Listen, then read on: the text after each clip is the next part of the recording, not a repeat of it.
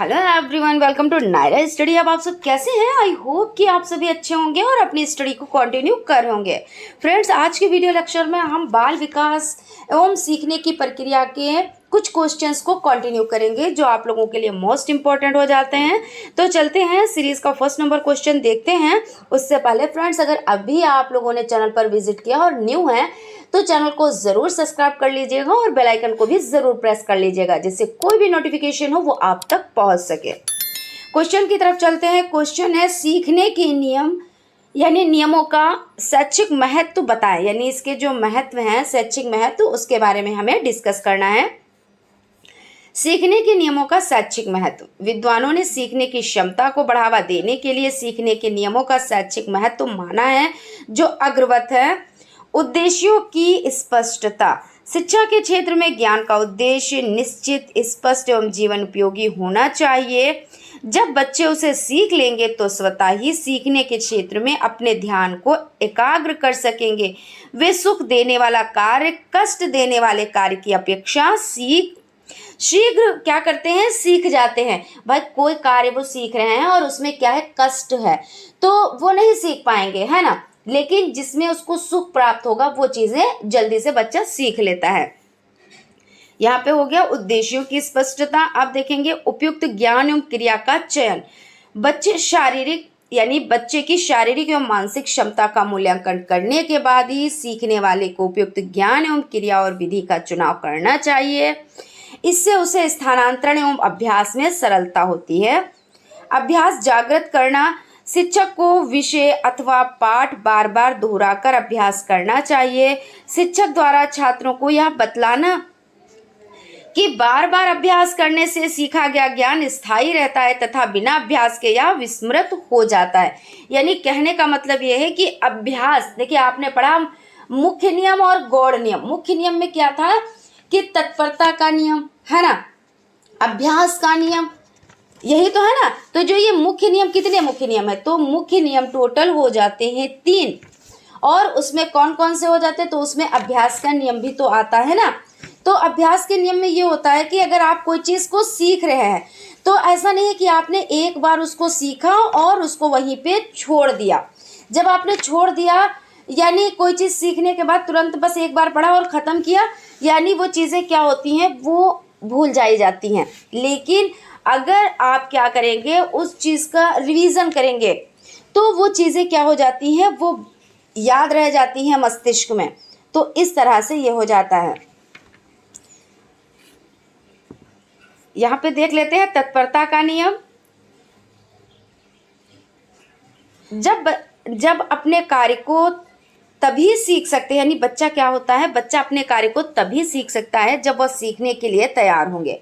तत्परता बच्चों की रुचि, उत्साह, शारीरिक मानसिक स्वास्थ्य आदि पर निर्भर करता है। अगर बच्चा चाहता है, वो तैयार है सीखने के लिए, तभी आप उसे कुछ सिखा सकते हैं। ऐसे आप कहें, अगर कोई बच्चा है पढ़ने नहीं बैठ रहा है या वो नहीं पढ़ रहा है, आप उसको ज़बरदस्ती बिठाए हैं कि ये पढ़े, तो क्या होगा, वो आपकी नज़रों में तो बैठा है, पढ़ रहा है, लेकिन रियल में वो नहीं पढ़ रहा है। ठीक है, तो कहते हैं ना, ज़बरदस्ती से आप किसी को एक गिलास पानी भी नहीं पिला सकते, तो पढ़ाई तो बहुत दूर की है। लेकिन जब वो तैयार होगा पढ़ने के लिए, तभी आप उसे क्या कर पाएंगे, तभी आप उसे पढ़ा पाएंगे। तो ये हो जाता है तत्परता का नियम। यहाँ पे देख लेते हैं, अतः शिक्षक को चाहिए कि वह बच्चों को सिखाने से पहले तैयार कर ले। वो सिखा रहे हैं, यानी शिक्षक क्या कर रहे हैं, बच्चे को सिखाने की कोशिश कर रहे हैं, लेकिन बच्चों को तैयार नहीं किया।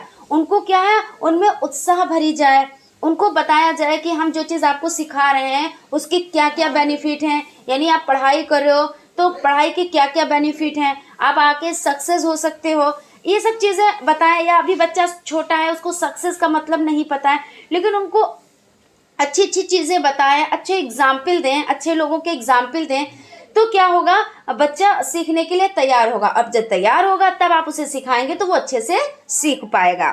तो यहाँ पे ये हो जाता है, क्या होगा, बच्चे को सिखाने से पहले तैयार कर लें ताकि वे ज्ञान को ठीक तरीके से ग्रहण कर सके।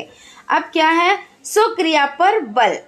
अधिगमकर्ता को स्वयं हाथों से कार्य को करके सीखना चाहिए। यानी बच्चा क्या है, अपने आप से सीखे। ऐसा नहीं है कि कुछ लोग क्या करते हैं, जैसे मान लीजिए किसी बच्चे को कोई चीज़ करने के लिए दी गई, अब बार बार आप उसे टोक रहे हैं, बता रहे हैं नहीं आप ऐसे कर लो ऐसे कर लो, ऐसा कुछ भी नहीं है। आपको बच्चे के ऊपर छोड़ देना चाहिए। जब आप किस रूप में काम करेंगे, एक पाड़ और ढांचे के रूप में, यानी जब बच्चे पे ऐसा लगेगा कि बच्चे को ये चीज़ करनी ही नहीं आ रही है, तब आप बच्चे को बताएं कि हाँ इस तरह से किया जाए। वो भी आप सटीक आंसर नहीं बताएंगे, आप सिर्फ हिंट करेंगे कि हाँ इस तरह से अगर किया जाए तो आप इसमें सक्सेस हो सकते हैं। इसी तरह मान लीजिए कोई वर्क है, बच्चे को आप सिखा रहे हैं पढ़ाई से हट के, तो ऐसा नहीं है कि नहीं तुम कुछ नहीं कर पाओगे, हम ही सब कुछ कर लेते हैं, हम ही को सब कुछ आता है, ऐसा नहीं। आपने उसके ऊपर छोड़ दिया, कभी ना कभी तो उसने देखा होगा उसको करते हुए, या आप ही उस कभी कर रहे होंगे और देखा होगा बच्चे ने कि हमारे पापा है, हमारी मम्मी है, हमारे घर के बड़े हैं, वो इस तरह से करते हैं। अब हम उसी तरह से करने की कोशिश करेंगे। देखे रहिए आप, ध्यान दीजिए उस पर, लेकिन टोक रोक ना लगाइए। फिर उसके बाद क्या होगा, थोड़े टाइम के बाद बच्चा क्या होगा, जब वो नहीं कर पाएगा तब आप उसको हिंट करें, है ना। तो इससे ये होता है कि बच्चा सीखता है। और क्योंकि क्या होता है, एक दिन बच्चे को खुद अकेले चलना होता है, उसका साथ कोई नहीं देता है, तो जब अकेले चलना होता है तो उसको सिखाना भी तो रहता है ना। तो इस तरह से यहाँ पे ये चीज़ें हो जाती हैं। यानी क्या है, इससे उसकी नियुक्ति मजबूत एवं स्थायी होती है और इससे स्वनिर्भरता का यानी स्वनिर्भरता का विकास होता है कि वो स्वयं से करने के लिए चीज़ों को वो स्वयं से कर रहा है और सीख रहा है खुद से। अनुभव स्थानांतरण, सीखने के नियमों से ये स्पष्ट होता है कि मानवीय अनुभव का विशेष महत्व होता है। शिक्षक को चाहिए कि वे अपने छात्रों को अधिक से अधिक अनुभव एकत्र करने के अवसर दें। अब देखिए, जहाँ पे अवसर की बात आती है उससे अच्छा आंसर कोई नहीं हो सकता। अब यहाँ पे तो आप लॉन्ग पढ़ रहे हैं, अभी आप डीएलएड हैं, डीएलएड फर्स्ट सेमेस्टर में आप चीज़ों को लॉन्ग में पढ़ रहे हैं। अभी जब आपको क्या होगा, सीटेड का एग्जाम देंगे आप, तब आपको पढ़ना लॉन्ग में होगा और आंसर किस में देना होगा, शॉर्ट में देना होगा। अब वहाँ पे जैसे मान लीजिए 4 ऑप्शन दिए होंगे, तो 3 ऑप्शन कुछ भी हो सकते हैं और एक अवसर हो सकता है। और क्वेश्चन किस तरह से बनाया जा सकता है कि बच्चे को मौका देना चाहिए कैसा, तो उसको अवसर उपलब्ध करा के, कि बच्चे को क्या है कि अवसर जब आप उपलब्ध कराएंगे तो उससे अच्छा आंसर कोई हो ही नहीं सकता। यानी वो खुद से करके सीखे। जैसे स्कूलों में क्या होता है, प्रैक्टिकल बनवाने होते हैं, तो बच्चों से कहा जाता है कि एक टॉपिक दे दिया गया कि मान लीजिए एक संतुलित आहार बना के लाइए। जैसे फॉर एग्जाम्पल, अब बच्चा सोच रहा है संतुलित आहार कैसे बनाए, चार्ट पे बनाए कि थर्माकोल पे बनाए। देखिए वो खुद से माइंड कर रहा है। फिर इसको कैसे कलर से बनाएं या पेंसिल से ही वर्क करें या इसमें और भी कोई ऐसी एक्टिविटी करें जो हमारा सबसे अच्छा चार्ट बने। तो मतलब वो खुद से करने के लिए तैयार है, खुद से कर रहा है। तो जहाँ पे उसको अवसर दिए जाएं और बच्चा खुद से वर्क करता है तो वो आगे क्या होता है, आगे वो सक्सेस होता है। लेकिन कुछ बच्चों को चांस नहीं दिए जाते हैं, फटाफट से स्कूल में बोर्ड पे लिखवा दिया गया, घर पे आया, घर के जो बड़े हैं उनका होमवर्क कर दिया, काम खत्म हो गया। अब बच्चे ने क्या सीखा उसको ये भी नहीं पता है कि हमारा आखिर हमारी थीम क्या थी, हमारा टॉपिक क्या था, हमको सीखना क्या था, उसको कुछ नहीं पता है। तो वो बच्चा आगे भावी जीवन में वो क्या करेगा, है ना। तो यहाँ पे हो जाता है अवसर दे और इसके पश्चात वे क्या करें, छात्रों को अनुभवों की नवीन समस्या या कार्य के करने में उपयोगिता बताएं। इस प्रकार बार बार अभ्यास और प्रयोग से छात्र स्वतः ही अनुभवों का प्रयोग करना सीख जाएगा। प्रेरकों का प्रयोग, सीखने के नियमों से यह स्पष्ट कर दिया कि सीखने के लिए उचित वातावरण एवं प्रेरकों का प्रयोग आवश्यक है। अब सीखने के लिए उचित वातावरण बहुत ज़रूरी है। क्यों नहीं भाई, अगर बच्चे को अच्छा वातावरण नहीं मिल पा रहा है तो बच्चा नहीं सीख पा रहा। मान लीजिए घर में जहाँ पे वो पढ़ रहा है, मानिए एक पढ़ाई का एक कोना होता है, इसके बारे में भी आप पढ़ेंगे। अब वो बच्चे को कोना नहीं मिल पा रहा है और घर में कलेश बहुत है और बहुत ज़्यादा मतलब शोर शराबा रहता है, तो नहीं पढ़ पाएगा बच्चा। लेकिन जब अच्छा वातावरण मिलेगा, उसी तरह का माहौल मिलेगा, तो किताबों से बच्चा कम सीखेगा, माहौल से ज़्यादा सीखेगा। तो ये चीज़ हो जाती है। जब हम बच्चों को पुरस्कार, प्रोत्साहन, प्रशंसा के द्वारा सीखने के लिए तैयार करते हैं तो वो सीखने के प्रति उत्साह एवं रुचि को प्रकट करते हैं। अब बच्चे को क्या है, जैसे आप पुरस्कृत करने के लिए बच्चे से कहे कि जो फर्स्ट आएगा उसको हम ये चीज़ देंगे या गिफ्ट में देंगे। अब वो सोचेगा कि अगर हमने अच्छी मेहनत नहीं की तो हमारा जो फ्रेंड है, हमारा साथी है, साथ में पढ़ रहा है, उसको गिफ्ट मिल जाएगा। अब वो क्या करेगा, वो पढ़ाई में मन लगाएगा। अगर सजा का प्रावधान है कि अगर तुमने ऐसा काम नहीं किया तो तुमको क्या करेंगे, दंड देंगे, तो ये भी। लेकिन हालांकि अब तो ये सब चीज़ें खत्म हो गई हैं कि आप दंड तो बच्चों को नहीं दे सकते, यहाँ तक आप बच्चे को आंख नहीं दिखा सकते, दंड देना, मारना पीटना तो बहुत दूर की बात है। लेकिन पुरस्कृत करना यानी पुरस्कार देना, प्रोत्साहित करना कि जब ये बच्चा कर सकता है तो तुम क्यों नहीं कर सकते हो, जब ये 1 घंटा पढ़ाई करता है तो इतना सक्सेस है तो तुम भी 1 घंटा अगर पढ़ाई करोगे तो तुमको भी नॉलेज होगी और तुम भी आगे बढ़ोगे, है ना, और प्रशंसा करोगे। अब ऐसा नहीं है कि बच्चे की तारीफ ही नहीं करनी चाहिए। बच्चे उसमें क्या करते हैं, जब बच्चे की तारीफ की जाएगी तो बच्चा कहेगा आज हमने इतना किया है तो हमारी तारीफ हुई, कल भी हमारी ही कोई तारीफ करे। और जो बच्चा होता है वो देखिए जैसे बाल अवस्था है तो उसमें बच्चा क्या सोचता है, वो अवस्था ही ऐसी होती है, हर बच्चे की मतलब हर इंसान की वो स्टेज आती है बाल अवस्था, उसमें बच्चा क्या कहता है, हमारी ही सब तारीफ करे। अब आपने देखा होगा इस एज में कि अगर बच्चे को आपने एक तारीफ कर दी तो बच्चा बहुत खुश होता है, कहता है कि इनसे अच्छा कोई नहीं, और बच्चे की बुराई कर दी तो इनसे बुरा कोई नहीं, ये होता है ना। तो आप क्या करें, बच्चे को क्या करें, उसकी प्रशंसा करें। अब बच्चा क्या है, सीखने के लिए तैयार हो जाता है। उसमें क्या है, अब बच्चा क्या करेगा, सीखने में रुचि भी लेगा यानी इंटरेस्ट लेगा, वो उत्साहित भी होगा। शिक्षकों को चाहिए कि वे पठन पाठ्य के बीच में बच्चों को उत्साहित करते रहें, इससे वे प्रसन्न रहते हैं तथा शिक्षक को भी परिश्रम कम करना पड़ता है। अब क्या है, नीरसता वाला क्लास आप चला रहे हो, ना बच्चों से हंस रहे हो ना मुस्कुरा रहे हो, बस एकदम से अकड़ू टीचर बने बैठे हो, ऐसा कुछ भी नहीं। बच्चों को ऐसा लगना चाहिए कि हम क्लास में गए तो हम बोर नहीं हुए। अगर आपने 10 मिनट कोई चीज़ बच्चों को पढ़ाई तो 1-2 मिनट एंजॉय ज़रूर कर लें।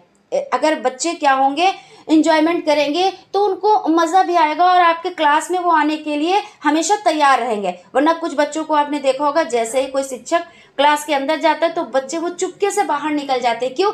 कि वही टीचर आ गए अकड़ू, क्योंकि ना तो वो हंसते हैं ना मुस्कुराते हैं ना अच्छे से बात करते हैं, और बस आए और बस फटाफट से बोर्ड पे लिख दिया और उनका काम खत्म हो गया, 2-4 को जो है तमाचे लगा दिए, काम खत्म हो गया। यही तो होता है ना। तो बच्चे क्या होते हैं, नहीं पढ़ पाते अच्छे से।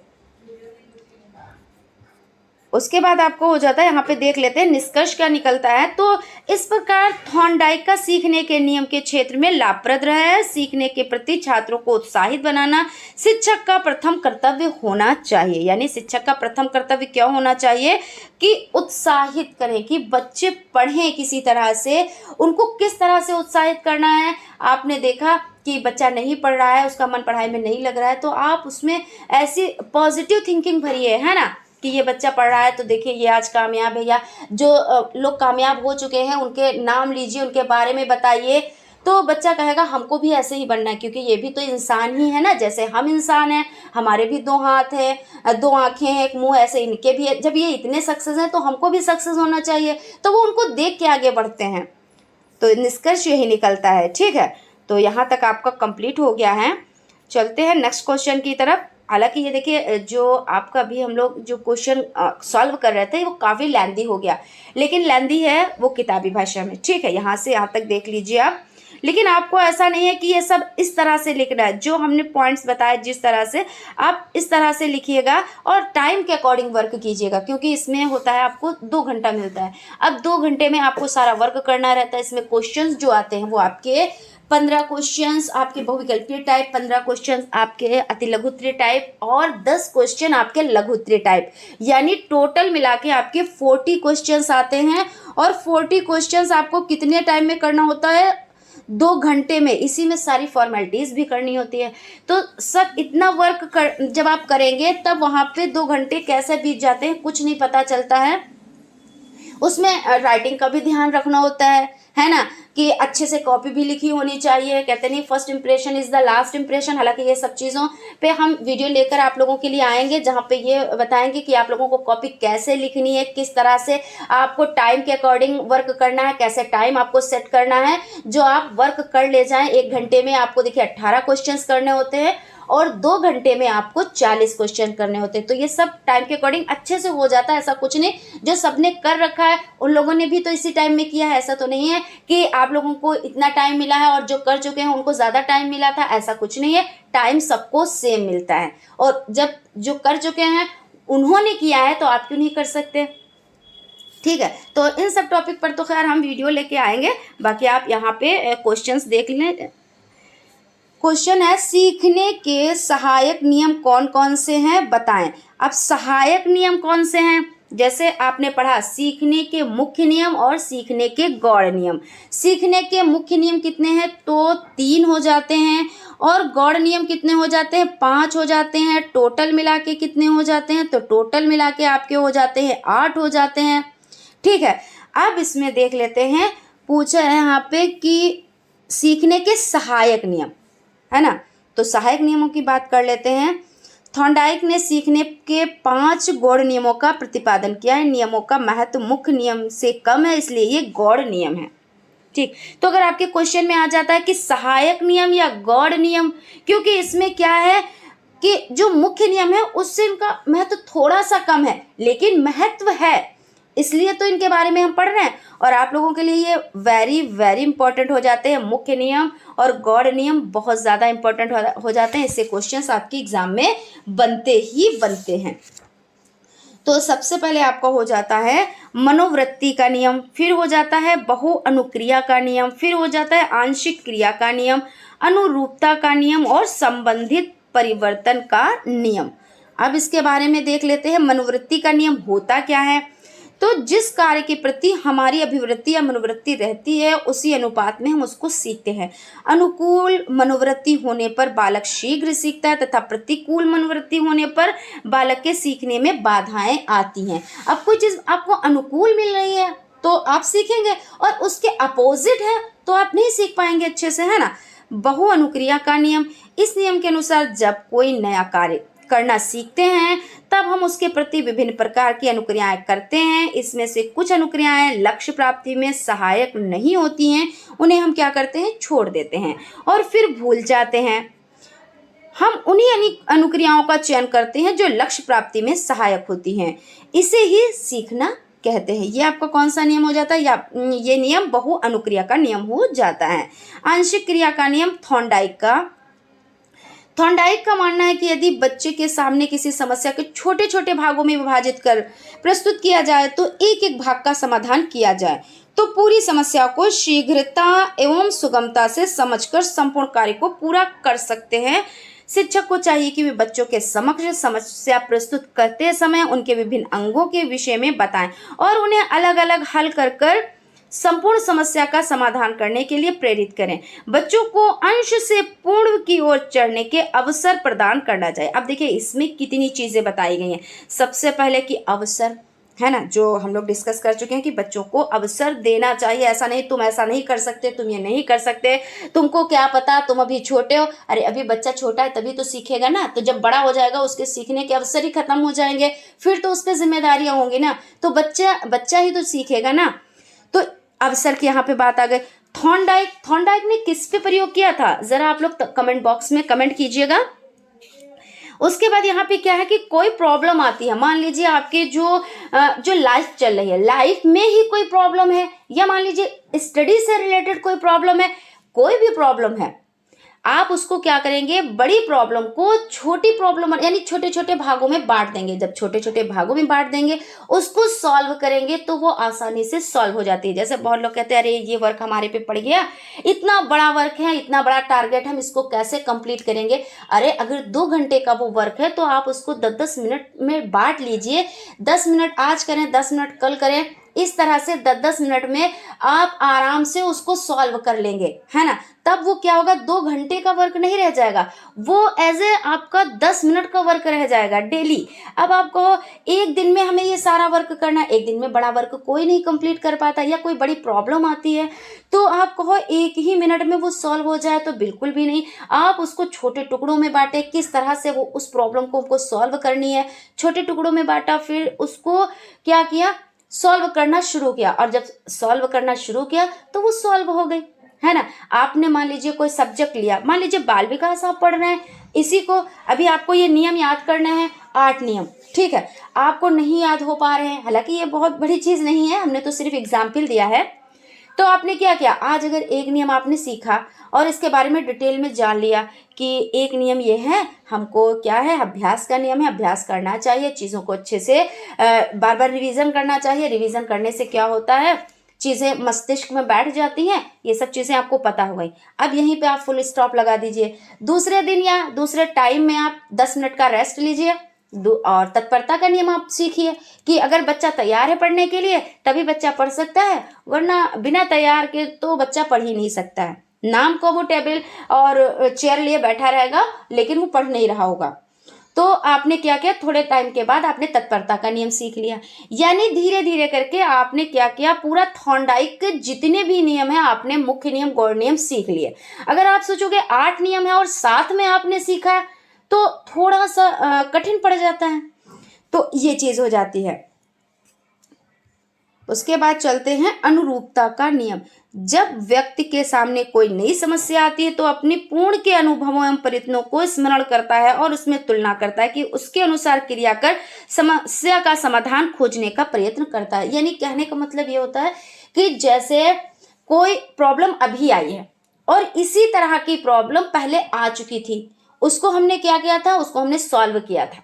जैसे कोई परेशानी आप पे आई थी बहुत पहले और आपने उसको सॉल्व किया था, आज फिर से वही आ गई उसी तरह की, मान लीजिए कुछ थोड़ा सा उलटफेर करके या थोड़ी सी चेंजिंग करके प्रॉब्लम आ गई।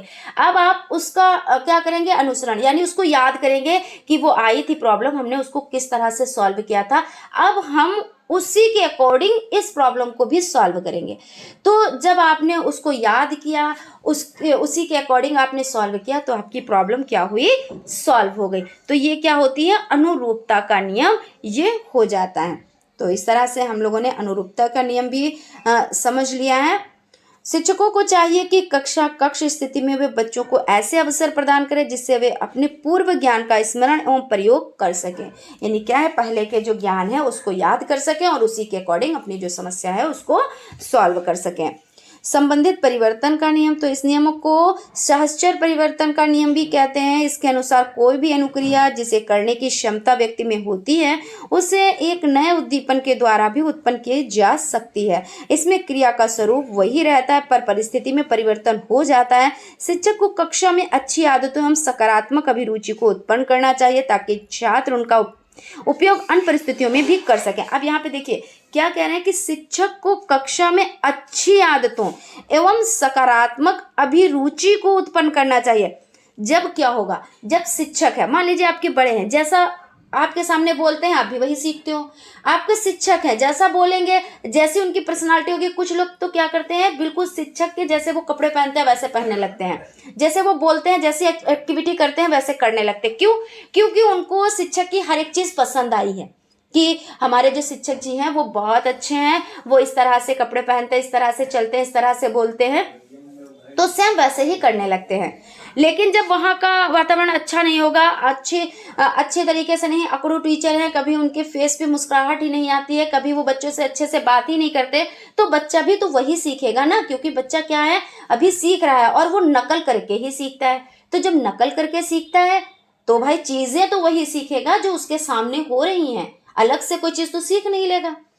तो ये चीज हो जाती है। यानी क्या है, अच्छी आदतों एवं सकारात्मक अभिरुचि को उत्पन्न करना चाहिए ताकि उनका छात्र उनका अन्य परिस्थितियों में प्रयोग कर सके।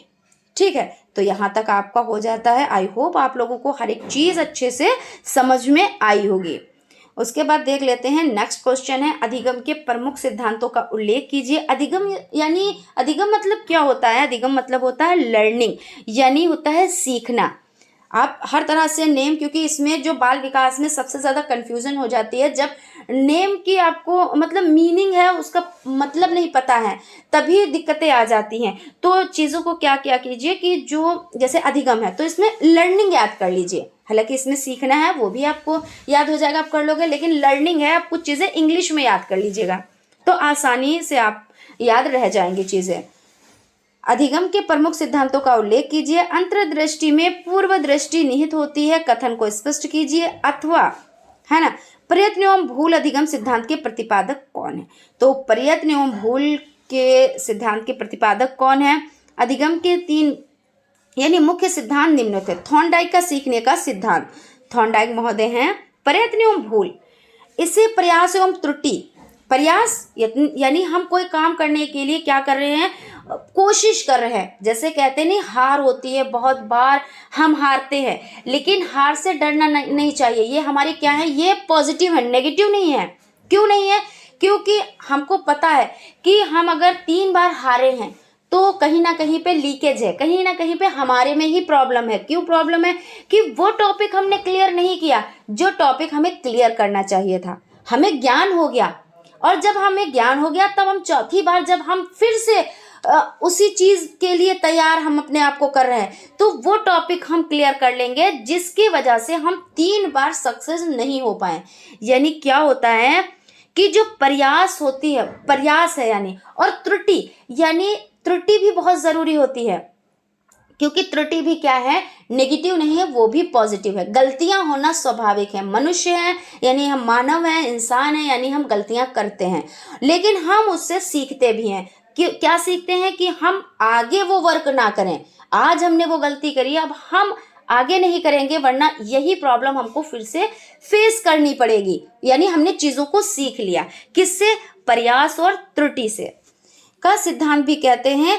ई.एल. थॉर्नडाइक ने प्रयत्न व भूल के सिद्धांत के बारे में बताते हुए कहा है, जब कोई कार्य सीखता है तब उसके सामने एक विशेष स्थिति या उद्दीपक क्या होती है, उद्दीपक यानी स्टिमुलस। आप लोग याद रखिएगा, स्टिमुलस से याद रखिएगा कि उद्दीपक यानी स्टिमुलस होता है जो उसे विशेष प्रकार की प्रतिक्रिया करने के लिए प्रेरित करता है, और इस प्रकार एक विशिष्ट उद्दीपक का एक विशिष्ट अनुक्रिया यानी रिस्पॉन्स से संबंध स्थापित हो जाता है, तो उसे क्या कहते हैं, तो उसे उद्दीपक अनुक्रिया संबंध कहते हैं। अब यहाँ पे हम देख लेते हैं, उसके बाद पहले किताबी भाषा देखते हैं, फिर उसके बाद हम लोग उस तरह से समझते हैं बहुत ही सरल भाषा में। थॉर्नडाइक का प्रयोग। थॉर्नडाइक एक पशु मनोवैज्ञानिक थे। इन्होंने बिल्ली, चूहे, मुर्गी आदि पर प्रयोग करके यह निष्कर्ष निकाला कि पशु, पक्षी व बच्चे प्रयत्न व भूल द्वारा सीखते हैं। इन्होंने क्या किया, किस पर प्रयोग किया, तो इन्होंने प्रयोग किया, देखिए, बिल्ली पर, चूहे पर, मुर्गी पर और भी पशुओं पर इन्होंने प्रयोग किया। इन्होंने और पशु पक्षियों यानी पक्षियों पर भी किया। अब और इनके देखिए अपने एक प्रयोग में इन्होंने एक भूखी बिल्ली को पिंजड़े में बंद किया। ये क्वेश्चन भी आता, बिल्ली कैसी थी, तो बिल्ली भूखी थी, भूखी बिल्ली पर प्रयोग किया था। अगर भूखी बिल्ली ना होती तो प्रयोग कैसे हो पाता, क्योंकि उसको नीड थी, उसको भोजन की क्या थी, नीड थी, क्योंकि वो भूखी थी, है ना, तभी तो प्रयोग हो पाएगा ना। तो दिया, और पिंजरे के बाहर भोज सामग्री रख दी। यानी क्या हुआ, पिंजरे के बाहर भोजन रखा और बिल्ली को क्या किया, पिंजरे में बंद कर दिया। बिल्ली के लिए भोजन क्या था, उद्दीपक था। उद्दीपक के कारण उसमें प्रतिक्रिया आरंभ हुई। बिल्ली ने बाहर निकलकर भोजन प्राप्त करने के लिए कई प्रयास किए, पिंजरे के चारों ओर घूमकर कई पंजे मारे और प्रयत्न करते करते अचानक उस तार को खींच लिया जिसमें पिंजरे का दरवाजा खुलता था। दोबारा फिर बंद करने पर उसे बाहर आने में पहले से कम समय में सफलता मिल गई, है ना भाई। कोई आप वर्क करो और आपको उसके बारे में बिल्कुल भी नॉलेज ना हो और अचानक से वो वर्क हो जाए, ठीक है, तो आपको टाइम ज्यादा लगा, फिर आपको थोड़ा सा उससे कम टाइम लगेगा। क्यों, क्योंकि आपने कहा यहीं पे कुछ ऐसा है जिसके वजह से हमको सक्सेस मिली थी। अब आप उस चीज को ढूंढना स्टार्ट करेंगे, लेकिन पहले आप क्या कर रहे थे, पहले तो आप प्रयास कर रहे थे। उसको तो नहीं पता था यहाँ पे मतलब क्या होता है, एक सिटकनी टाइप की लगी, एक तार बिखरा पड़ा है, तार पे अगर पंजा लगेगा, उसको ये सब नहीं पता था। तार पे उसका पंजा लगेगा और तार क्या होगा, वो जंप करेगा और तार वो मतलब खिड़की खुल जाएगी और वो बाहर निकलकर उसे भोजन प्राप्त हो जाएगा। उसको ये नहीं पता था, ये था कि किसी तरह से मैं बाहर निकलूं और मुझे भोजन मिल जाए, ठीक है। उसका ये था, जो बिल्ली थी उसका यही एम था कि मैं भूखी हूं, मुझे भोजन मिले।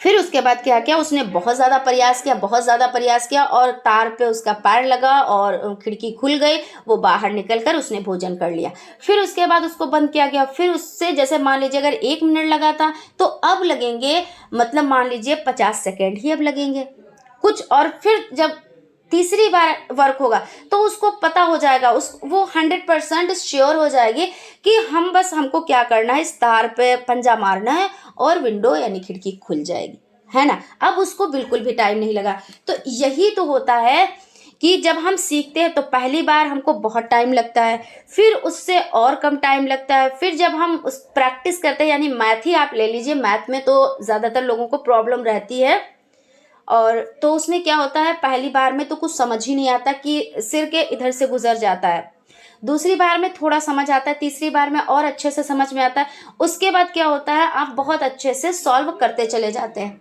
आपकी आंखें भी काम कर रही कि ऐसे नहीं ऐसे होने चाहिए, आपकी उंगलियां भी, सारी इंद्रियां काम करने लगती हैं, फिर ऐसा लगता है कि हमको आता है ना। तो ये चीज़ हो जाती है। तो यहाँ पे देख लेते हैं कि पिंजरे का दरवाज़ा खुलता है, दोबारा फिर बंद करने पर उसे बाहर आने में पहले से कम समय में सफलता मिल जाती है। तीसरे और चौथे प्रयास में भी वह प्रयत्नों में सफलता मिल गई, और एक परिस्थिति ऐसी आई जब एक बार में ही वह दरवाज़ा खोलकर बाहर आने लगी। देखिए अब क्या था, पहले तो उसको कुछ नहीं पता था, अब क्या आई है स्थिति कि वो बस तार पे उसने पैर रखा और दरवाज़ा खुला, बाहर भोजन रखा था, उसको मिल गया, यानी आपको सक्सेस मिल गई। कैसे? प्रयास से, और प्रयास तो बहुत ज़रूरी होता है।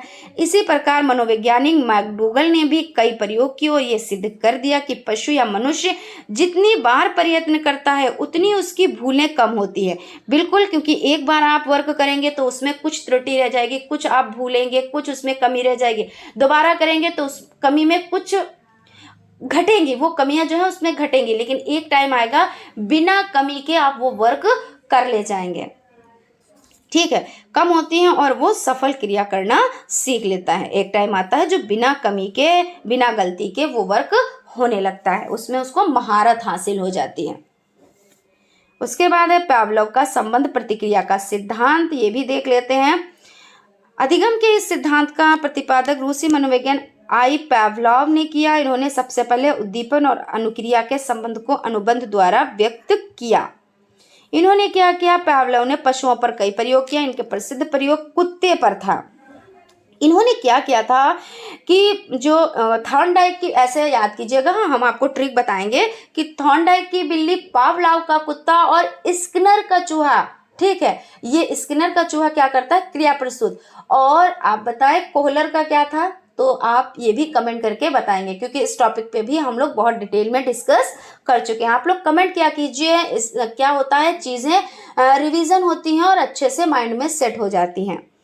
तो यहाँ पे देख लेते हैं, पावलोव ने पशुओं पर कई प्रयोग किए। इनका प्रसिद्ध प्रयोग कुत्ते पर किया गया। कुत्ते को एक निश्चित समय पर भोजन दिया जाता था। भोजन देखते ही उसकी लार टपकने लगती थी। कुछ दिनों के बाद भोजन देने से पहले घंटी बजाई जाने लगी। उन्होंने स्वाभाविक उद्दीपन भोजन को घंटी बजने में कृत्रिम उद्दीपक से जोड़ दिया, जिसके फलस्वरूप कुत्ता लार टपकाता था। इसके बाद उसने कुत्ते को भोजन न देकर केवल घंटी बजाई। घंटी की आवाज सुनते ही बिना भोजन देखे कुत्ते ने स्वाभाविक प्रतिक्रिया यानी लार बहाना की प्रक्रिया। इस प्रकार अस्वाभाविक या कृत्रिम उद्दीपक घंटी के प्रति भी स्वाभाविक प्रतिक्रिया लार बहने में परस्पर संबंध स्थापित हो गया। वे संबंध प्रतिक्रिया कहलाती थी। अब ये हो गई किताबी भाषा। अब आपने कहा होगा मैडम क्या कह गई, समझ नहीं आया। ठीक है, हम आपको बताते हैं सिंपल भाषा में।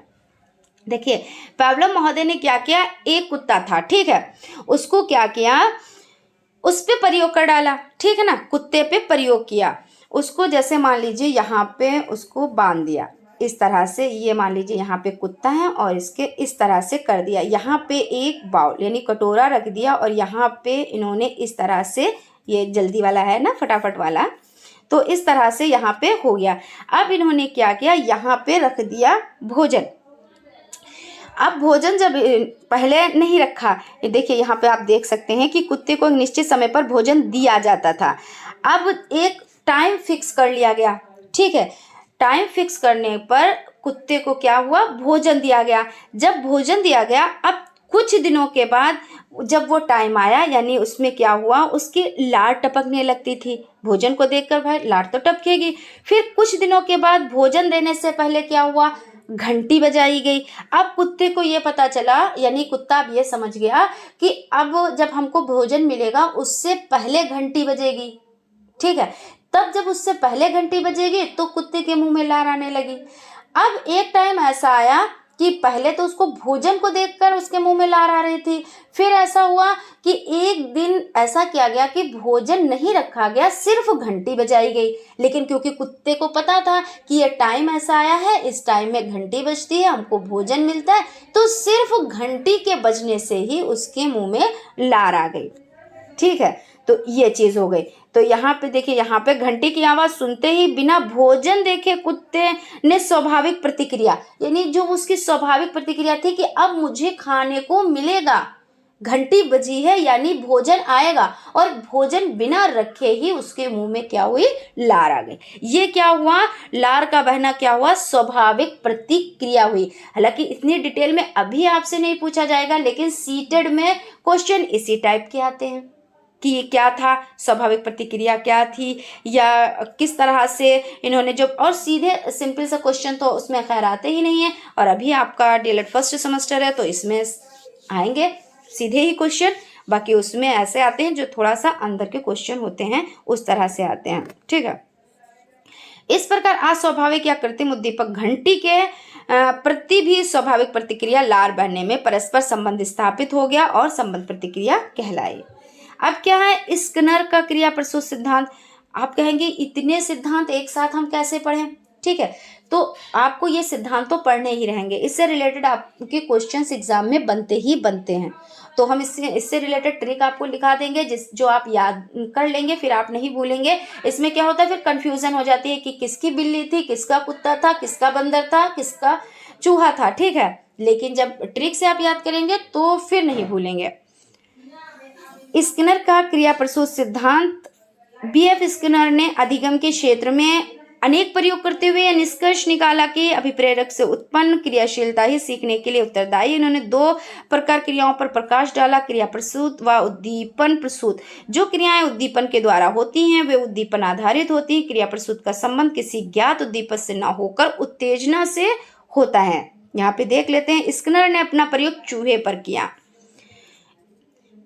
इन्होंने लीवर वाला बॉक्स लिया, यानी एक बॉक्स लिया जिसमें लीवर लगा था। ठीक है, स्किनर बॉक्स, जिसको क्या कहा गया, बाद में इनके जो शिष्य थे, हालांकि इतने डिटेल में नहीं पूछा जाता है, हम बात आई तो हमने बता दिया कि इनके शिष्यों ने इसका नाम स्किनर बॉक्स रखा था।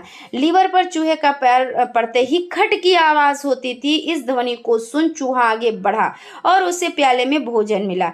यह भोजन चूहे के लिए प्रबलन का कार्य करता था। चूहा भूखा होने पर प्रोदित होता और लीवर को पुनः दबाता। अब देखिए, उसे पता हो गया कि जो लीवर यहाँ पे लगा है और वो यहाँ पे ये मान लीजिए चूहा है, और इसको ये पहले तो इसका दब गया, अब ये क्या करता है, दबाता है और ये इसको भोजन प्राप्त हो जाता है।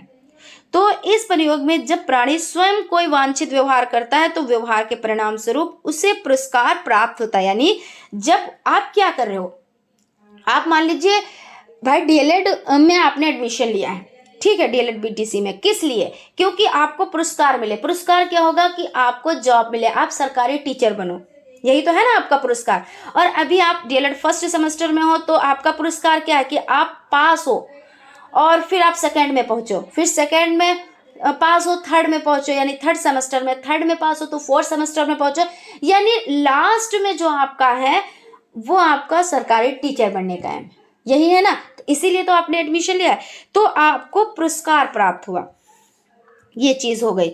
यहाँ पे देख लेते हैं क्या है, तो व्यवहार के परिणाम स्वरूप उसे पुरस्कार प्राप्त होता है। अन्य व्यवहारों के करने पर उसे सफलता प्राप्त नहीं होती। वह पुरस्कृत व्यवहार आसानी से सीख लेता है। भाई जब आपको इच्छा है कि टीचर हम बनेंगे, तभी तो आप हमारा क्लास अटेंड कर रहे हो कि कोई ऐसी चीज़ हमें पता चल जाए। ऐसे भी होता है, कुछ लोग कहते हैं हमें मैजिक कुछ ऐसा मिल जाए कि हम शॉर्टकट में पास हो जाएं, कुछ लोग बहरहाल पास हो जाएं, अच्छे नंबर प्रोवाइड हो जाएं, वो शॉर्टकट हो लॉन्ग कट हो। हालांकि शॉर्टकट में कुछ भी नहीं होता, शॉर्टकट से हमें कुछ प्राप्त ही नहीं होता है, हमें ढेर सारी मेहनत करनी होती है, तब हमें फल की प्राप्ति होती है। ठीक है, वो चीज़ तो खैर अलग हो गई। यहाँ पे हम ये चीज़ पढ़ रहे हैं कि हम कोई चीज़ पाना चाहते हैं, और जब पाना चाहते हैं तो यानी वो हमारा पुरस्कार है जो हमें मिलेगा, और उसी के लिए हम वर्क कर रहे हैं। ये चीज़ मेन चीज़ है ना। तो निष्कर्ष यहाँ पे क्या निकला है? निष्कर्ष यह है कि यदि क्रिया के बाद कोई बल प्रदान करने वाला उद्दीपन मिलता है तो उस क्रिया की शक्ति में वृद्धि होती है। स्किनर में मत में प्रत्येक पुनर्बलन अनुक्रिया को करने के लिए प्रेरित करती है। ठीक है, आपका भाई कोई टारगेट ना हो तो आप क्यों पढ़ोगे? नहीं पढ़ोगे, है ना। अभी आपने कर लिया भाई, आपने जो BSc BCom और जो भी आपने कर लिया सब हो गया। अब आपने इसमें एडमिशन लिया तो कुछ तो आपका टारगेट है ना, कुछ तो एम है, इसीलिए तो आपने एडमिशन लिया है। तो ये सब चीज़ें हो जाती हैं, वही आपका पुरस्कार हो जाता है। सूझ या अंतर्दृष्टि का सिद्धांत, इसके बारे में भी हम बहुत ज़्यादा डिटेल में डिस्कस कर चुके हैं, लेकिन यहाँ पे फिर से इसके बारे में पढ़ेंगे। व्यक्ति कुछ कार्यों को करके सीखता है, कुछ कार्यों को दूसरों को करते देखकर सीखता है, परंतु कुछ कार्य हम बिना बताए अपने आप ही सीख लेते हैं, और इस प्रकार के सीखने को सूझ द्वारा सीखना कहते हैं। यानी देखिए, मनुष्य क्या होता है, मनुष्यों में कुछ वर्ग तो वो सीखता है देखकर, नकल कर कर, कुछ कार्य वो अपने आप से ही सीख जाता है ना, ऐसा होता है ना। तो यानी क्या है, और कुछ ऐसा होता है उसके माइंड में, वो सोच रहा होता है, कुछ प्रॉब्लम्स उसके सामने होती हैं, वो कहता है कि ये प्रॉब्लम है, इसको कैसे सॉल्व किया जाए, कैसे सॉल्व किया जाए, और उसके माइंड में एकदम से ऐसा लगेगा घंटी बज गई, और वो क्या करेगा, उस प्रॉब्लम को सॉल्व कर लेगा चुटकियों में। यानी क्या हुआ, सूझ का सिद्धांत आ गया। तो यही हो जाता है। तो सूझ के सिद्धांत के प्रतिपादक जर्मनी के गेस्टाल्टवादी हैं, इसलिए कोफा, कोहलर, वर्दीमैन ने इस सिद्धांत को गेस्टाल्टवादी सिद्धांत भी कहते हैं। कोहलर के अनुसार किस समस्या के आने पर व्यक्ति को अपनी मानसिक शक्ति द्वारा पूर्ण परिस्थिति का बोध हो जाता है और सूझ द्वारा अचानक उसका हल निकल आता है। अब जैसे कोई प्रॉब्लम आ गई, अब हम बैठे हैं कि इस प्रॉब्लम का कैसे सोल्यूशन हो, तो हमारे माइंड में एक चीज़ आ गई और हमने क्या किया, उसको सॉल्व कर डाला। ठीक है ना, यानी सूझ लगाई। अब इन्होंने क्या किया, किस पे प्रयोग किया, चलिए देख लेते हैं। कोहलर के अनुसार किस समस्या के आने पर व्यक्ति को अपनी मानसिक शक्ति द्वारा पूर्ण परिस्थिति का बोध हो जाता है और सूझ द्वारा अचानक उसका हल निकल आता है। कोहलर महोदय के सिद्धांत के प्रतिपादक के लिए चिंपैंजी और बंदर आदि पर प्रयोग किया। अब इस चिंपैंजी का नाम क्या था, सुल्तान नाम था। ठीक है ना। कोहलर ने सुल्तान नामक एक चिंपैंजी पर प्रयोग किया। प्रयोग क्या था कि उन्होंने क्या किया, अभी देख लेते हैं, पहले हम पढ़ लेते हैं, उसके बाद अपने लफ्जों में आपको बताते हैं कहानी के तरीके से। क्या किया, उसने पिंजड़े में बंद कर दिया और पिंजड़े को छत, यानी जो पिंजड़े की छत थी उसमें केले लटका दिए। पिंजड़े के अंदर 2 छड़ियाँ, एक छोटी व एक बड़ी रख दी गई, जो एक दूसरे को मतलब जोड़ी जा सकती थी। कुछ छड़ियाँ होती जो जोड़ी नहीं जा सकती है ना, कुछ छड़ियों को बाद में उसमें बांधो, ये करो वो करो, और उसमें मतलब वो जोड़ी जा सकती थी, परंतु ये क्या यहाँ पे हो जाता है, क्या जोड़ी जा सकती थी। चिंपैंजी ने बारी बारी से छड़ियों द्वारा केले को गिराने का प्रयास किया, परंतु असफल रहा और निराश होकर बैठ गया, परंतु केले को प्राप्त करने की समस्या मन में बनी रही।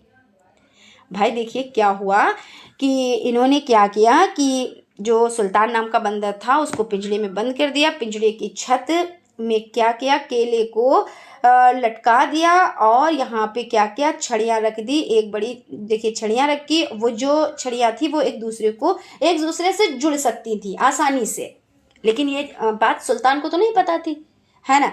ये अभी सुल्तान को कुछ भी नहीं पता था, यानी जो बंदर था चिंपैंजी सुल्तान, उसको कुछ भी नहीं पता था। लेकिन उसमें क्या था, उसमें भूख थी, और जब भूख थी और केले, तो भाई क्या मज़ा था, क्या मज़े थे, केले मिल जाते और खा लेते फटाक से, है ना। अब वो सोच रहा है कैसे, अब बैठा वो सोच रहा है। छोटी छड़ी उठाई, कुछ नहीं बना मामला। छोटी जो देखिए 2 छड़ियाँ थी, छोटी वाली उठाई वो तो नहीं भाई, बिल्कुल नहीं। फिर बड़ी वाली छड़ी उठाई, वो भी नहीं, छत तक नहीं पहुँच पा रही थी। अब क्या करें, वो थक गया भाई। जब थक गया फिर से वो बैठ गया। अब जब बैठ गया तो अचानक से उसके माइंड में कुछ आया, कुछ चला, कहते नहीं घंटी बजी, है ना। तो कुछ घंटी बजी और उसने क्या किया, इन छड़ियों को उठाया और आपस में उसको जोड़ दिया। अब जब छड़ियों को जोड़ दिया वो हो गई लंबी। अब जब लंबी हो गई तो इनको क्या हुआ, केलों की प्राप्ति हो गई, यानी छड़ी केलों तक पहुंच गए, और अब क्या हुआ, केलों की प्राप्ति हो गई, यानी इनको केले मिल गए। यानी इनको क्या हुआ, इनका जो एम था वो इन्होंने उसमें सफलता प्राप्त कर ली। तो यही तो सबका हाल होता है ना कि भाई जब प्रयोग तो चिंपैंजी पर हुआ, लेकिन रियल में क्या है, प्रयोग क्यों किए गए, क्योंकि जो स्टूडेंट्स हैं या जो भी हम मनुष्य हैं, तो हमारी जो प्रॉब्लम है उसका हम निराकरण कैसे करें, कुछ तो सूझ लगाएंगे ना, है ना। तो ये चीज़ हो जाती है। फिर यहाँ पे देख लेते हैं, हो गया, परंतु केले को प्राप्त करने की समस्या मन में बनी रही। फिर वो छड़ियों को खेलने लगा। अचानक छड़ियाँ एक दूसरे से घुस गईं और जुड़ते ही उसमें सूझ उत्पन्न हो गई। दोनों छड़ियाँ जोड़कर केलों को गिराने में सफल हो गया। दूसरी बार वैसी ही समस्या आने पर एक ही बार में हल निकालने में सफल हो गया। अब जो दोबारा वो प्रॉब्लम आएगी तब आप बैठ के थोड़ी ना सोचेंगे, आप ही के सामने कोई प्रॉब्लम वही आ जाए। मान लीजिए एक क्वेश्चन आ गया, आपको एक बार में तो प्रॉब्लम हुई, दोबारा क्या हुआ, आपने फटाक से उसका आंसर दे दिया, यानी अब दोबारा टाइम नहीं लगा। पियाजे का सिद्धांत, तो जीन पियाजे के बारे में यहाँ पे देख लेते हैं। स्विस मनोवैज्ञानिक पियाजे का कहना है कि जैसे जैसे बच्चे की आयु बढ़ती है, उसका कार्य क्षेत्र बढ़ता जाता है, वैसे वैसे उसकी बुद्धि का विकास भी होता जाता है। उन्होंने स्पष्ट किया कि पहले बच्चा सरल प्रयत्नों के माध्यम से सीखता है, परंतु जैसे जैसे बच्चा बड़ा होता है, कठिन से कठिनतम प्रयत्नों को ग्रहण करने लगता है। हमारे लिए उपयुक्त वातावरण की आवश्यकता होती है। बिल्कुल भाई, जब हमें कोई चीज़ सीखनी होती है तो हमें क्या होता है, अच्छा वातावरण चाहिए। बिना अच्छे वातावरण के आपके आसपास का माहौल है बहुत शोरगुल वाला है, बहुत कलह कलेश वाला है, बहुत ज़्यादा लड़ाई झगड़े वाला है, तो बच्चा क्या होगा, नहीं सीख पाएगा। वो नाम का बैठा रहेगा पढ़ने के लिए, लेकिन सीख भी कुछ नहीं पाएगा, ये सिर्फ दिखावा हो गया। लेकिन माहौल अच्छा होगा तो आधे समय में वो ज़्यादा चीज़ें सीखेगा, है ना, क्योंकि उसे क्या हुआ, अच्छा वातावरण मिल रहा है। इन्होंने कहा सीखना कोई यांत्रिक क्रिया नहीं बल्कि एक बौद्धिक प्रक्रिया है, एक संप्रतीय निर्माण की प्रक्रिया, और संप्रतीय निर्माण बालक की आयु के अनुसार होता है। पियाजे ने अपने सिद्धांत के निम्नलिखित पदों पर विशेष बल दिया। अनुकूलन हो गया, साम्य धारणा हो गई, संरक्षण हो गया, संज्ञानात्मक संरचना, मानसिक क्रिया, स्कीमा और विकेंद्रण। ठीक है ना। तो अभी बस ये लास्ट बचा है, क्योंकि आज का जो क्लास है वो थोड़ा लेंदी हो गया है, लेकिन आप लोग अच्छे से इसको सीखिएगा, क्योंकि आप लोगों के लिए बहुत ज़्यादा इम्पोर्टेंट है। जितने भी ये आपके सीखने के नियम है सब बहुत ज़्यादा इम्पोर्टेंट है। इनके नाम हो गए, किन्होंने किया है, किस पर किया है, ये सभी चीज़ें आपको अच्छे से समझना है। हालांकि हम क्वेश्चंस भी करा चुके हैं और भी क्वेश्चंस हम कराएंगे इससे रिलेटेड जो आप लोगों के लिए इम्पोर्टेंट होंगे, लेकिन चीज़ों को बहुत ही अच्छे से समझिएगा आप लोग। ठीक है, इसके देख लेते हैं व्योगोत्स्की का सिद्धांत। यहाँ तक तो हो गया। 1896 से 1934 ने संज्ञानात्मक विकास के सामाजिक अंतःक्रिया पर अधिक बल दिया और कहा कि समुदाय का सीखने में बहुत महत्व है।